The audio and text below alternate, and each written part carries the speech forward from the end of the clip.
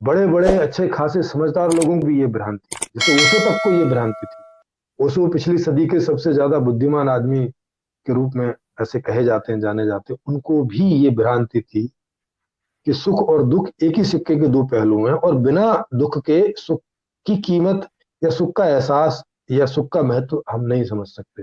ये उनके स्टेटमेंट्स हैं। इसके ऊपर काफी लंबी लंबी स्पीच है उनकी, जबकि ये पूरी की पूरी भ्रमात्मक बात है। सुख और दुख को पहले हम समझें कि इस ये है क्या चीज, तभी हमें ये समझ में आएगा कि ये एक ही सिक्के के दो पहलू हैं या ये सिक्के ही अलग अलग हैं दोनों। हर आदमी के अंदर इच्छाएं पैदा होती रहती हैं स्थिति परिस्थिति के हिसाब से। भूख प्यास, ठंडी गर्मी, ये इच्छा वो इच्छा, ऐसी इच्छाएं पैदा होती रहती हैं कई प्रकार की। तो अगर उसको उसकी इच्छाओं के अनुरूप प्राप्ति होती रहती है बिना किसी रुकावट के, बिना किसी दिक्कत के, तो इस बात को बोलते हैं सुखी होना। कि मुझे कोई प्रश्न है तो उसका उत्तर मिल जाए, मैं कुछ जानना चाहता हूं तो मुझे जानने को मिल जाए, मैं कुछ करना चाहता हूं तो मुझे इजीली करने को मिल जाए। ऐसी व्यवस्था हो कि ये सब मैं ऐसा कर पाऊं, ऐसा अपने आप को व्यवहारित कर पाऊं। जो भी कुछ खाना पीना या कंज्यूम करना चाहता हूँ तो टॉप लेवल की, ये सारी चीजें मैं टॉप लेवल की बात कर रहा हूँ, क्योंकि हर आदमी टॉप लेवल को एंजॉय करना चाहता है, बाकी तो फिर मजबूरी या बाध्यता होती है। तो टॉप लेवल की तो जो भी इच्छाएं उसको पैदा होती है, वो टॉप लेवल का अगर उसको मिलता रहता है या जिन जिन मामलों में मिलता रहता है, उन उन मामलों में वो अच्छा अनुभव करता है। इसी अच्छे अनुभव करने को सुखी होना बोलते हैं। ये है सुख की परिभाषा। और इसमें जितनी जितनी कमी आती है, उतना उतना इसमें दुख शामिल हो जाता है। मुश्किल से उसकी उसकी इच्छा पूरी होती है, तो इच्छा पूरी हुई इस बात का तो सुख मिलता है, मगर मुश्किल से हुई वो दुख इसमें शामिल हो जाता है।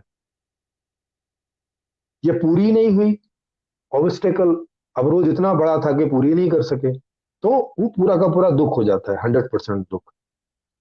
पूरा नहीं हुआ तो माने इच्छा का पूरा होना सुख है और इच्छा का पूरा ना होना दुख है, ये है 100%। अब बाकी इसमें बीच में आ जाता है कि इच्छा तो पूरी हुई, मुश्किल से हुई, बहुत मुश्किल हुई फिर भी इच्छा पूरी नहीं हुई, तो दुख और बढ़ गया। एक तो इच्छा पूरी नहीं हुई, ये दुख बढ़ गया, और उसमें हमने अपना समय लगाया, इन्वेस्ट किया, सब कुछ किया, तो और हमने अपनी तरफ से गंवा दिया, उसमें समय गंवा दिया, या कोई अगर पैसे वाला सिस्टम है तो पैसा गंवा दिया, और हमें फिर भी हमारी इच्छा पूरी नहीं, तो अब ये दुख और बढ़ गया। मतलब 100% तो उसी का था कि इच्छा पूरी नहीं हुई, और कोई दूसरी इच्छाएं पूरी कर पाते उसका भी हमने पैसा वैसा यहाँ जरिया वरिया सब यहाँ गंवा दिया, वो एक आगे के लिए और दुख हो गया। तो कुल मिला के दुख और सुख की परिभाषा है ये। अब हम देखें कि क्या सुख और दुख एक ही बात से हो रहे हैं क्या, या अलग अलग हो रहे हैं। तो देखेंगे कि नहीं, ये तो दोनों प्रक्रियाएं अलग अलग हैं। दोनों प्रक्रिया जो है, हमारे पास सेंसेज है, 5 सेंस है हमारे पास, जिनसे हम किन्हीं सुखों को या किन्हीं दुखों को अनुभव कर पाते हैं, बाहरी रूप से बोले तो। जैसे एक उदाहरण ले लें कि अच्छा भोजन हम खाते हैं, मतलब स्वादिष्ट भोजन जैसा हमें मिलता है, स्वादिष्ट भी है और वो फिर हेल्दी भी है, स्वास्थ्यजनक भी है। कोई भी भोजन से ये दो हमें अपेक्षा होती है कि वो स्वादिष्ट हो और स्वास्थ्यकारी हो। तो जिस भोजन में ये दोनों चीज हैं, वो भोजन हमें मिला जब भी हमें भोजन खाने की इच्छा हुई, और जो जो पदार्थ खाने की इच्छा हुई, माने जो जो टेस्ट की हमें इच्छा हुई थी, वो सब हमें मिल गया, और इजीली मिल गया, जैसे स्वाभाविक रूप से मिलता है। ये हो गया हमारा 100% सुख, इसमें दुख का कोई हिस्सा नहीं। ये सुख है। तो सुख कैसे हुआ, इच्छा हमारी पूरी हुई एज इट इज, ये सुख हो गया। अब अगर ये ना हो, तो अब इसमें बहुत सारी वेरिएशन है कि ठीक है स्वादिष्ट भोजन तो मिला मगर वो स्वास्थ्यकारी नहीं था, तो अभी तो अच्छा लगा, मगर इसका परिणाम बाद में किसी न किसी बीमारी के रूप में, कोई ना कोई साइड इफेक्ट के रूप में पेट में दर्द करेगा, या कोई कल को बीमारी पैदा होगी या कुछ होगी, और उसका उसका अभी से हमें उसका वो है, अंदाजा है, तो अभी से हमें वो दिमाग में आने लगेगा। जैसे हम बच्चे को देते हैं ना कभी कभी, इसके दांत खराब हो जाएंगे और ये चॉकलेट बहुत मांग रहा है, तो उसकी जिद के आगे हमें देनी पड़ती है, मगर हमें खतरा होने लगता है, हम डरने लगते हैं कि अब इसका कल को दांत खराब हो जाएगा, परसों को दांत खराब हो जाएगा, ऐसा हमें दुख होने लगता है, ऐसा ऐसा ऐसी कल्पना करके, ऐसा अनुमान लगा के। तो ये सब, ये इनकी प्रक्रियाएं अलग अलग है। सुख की प्रक्रिया बिल्कुल अलग है, आप देख रहे हैं, इसका कारण भी अलग है। और दुख की प्रक्रिया भी अलग है, दुख का कारण भी अलग है।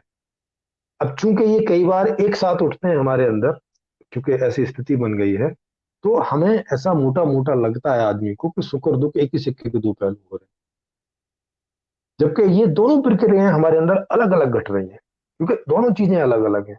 कई लोग बोलते हैं कि नहीं, अगर हमें दुख का अनुभव नहीं होगा तो हम सुख का अनुभव ही नहीं कर पाएंगे। नहीं, ये बात गलत है। हमें सुख और दुख दोनों ही हमारी सेंसेस के द्वारा अनुभव होते हैं। जैसे देखना आंखों से ही होता है, अच्छा देखना भी और बुरा देखना भी। अच्छा देखना माने जिससे देखने से मजा आता है, ऐसा बुरा देखना जिससे देख के पीड़ा होती है। देखना दोनों आंखों से ही होता है। ऐसा नहीं है कि जब तक आपने बलात्कार नहीं देखा है तो तब तक आप कोई अच्छी चीज नहीं समझ पाओगे या अच्छी चीज एक्सपीरियंस नहीं कर पाओगे। ऐसा करके नहीं है कि पहले दुख भोगना जरूरी है तभी सुख का आपको एहसास होगा, या पहले सुख भोगना जरूरी है तभी आपको दुख का एहसास होगा। नहीं, दोनों में से कोई भी आए, कभी भी आए, कितनी भी मात्रा में आए, वो हमें तब वो अनुभव आता ही है। और ये अनुभव क्यों होता है?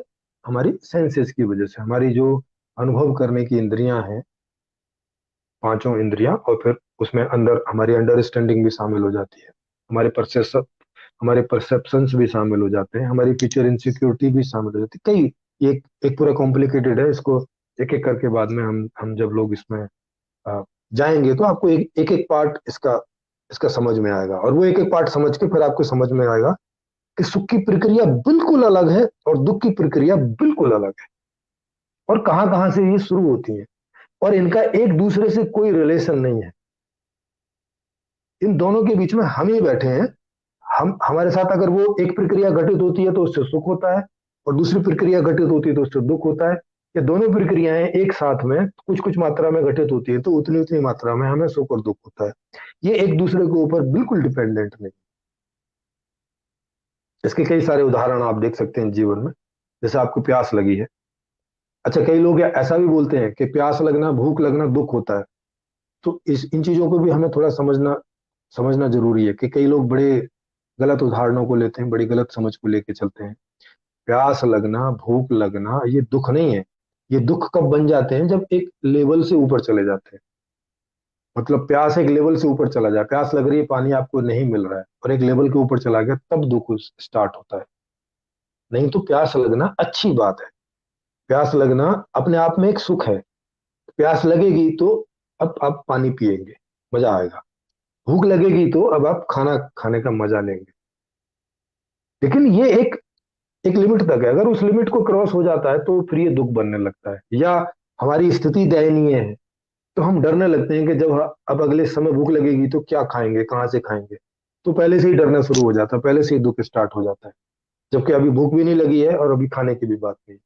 लेकिन चिंतन करके, क्योंकि स्थिति को हम समझ रहे हैं ना, उसमें हमारा समझ, हमारा परसेप्शन, हमारी स्थितियां परिस्थितियां, जिसमें हम ये सारा अपना भविष्य का अनुमान लगाते हैं, जिससे भविष्य की सिक्योरिटी इनसिक्योरिटी हम लोग फील करते हैं, अनुभव करते हैं।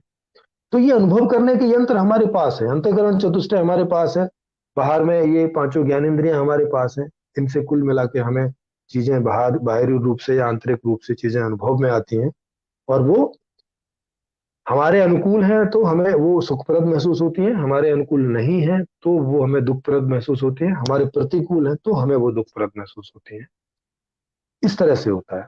तो इससे आप समझ गए होंगे कि सुख और दुख टोटल ही अलग अलग प्रक्रिया है। मतलब ये सिक्के ही अलग हैं। ये एक सिक्के के दो पहलू नहीं है कि एक को रखोगे तो दूसरा भी आएगा, ऐसी कोई जरूरत नहीं है, ऐसा कोई जरूरी नहीं।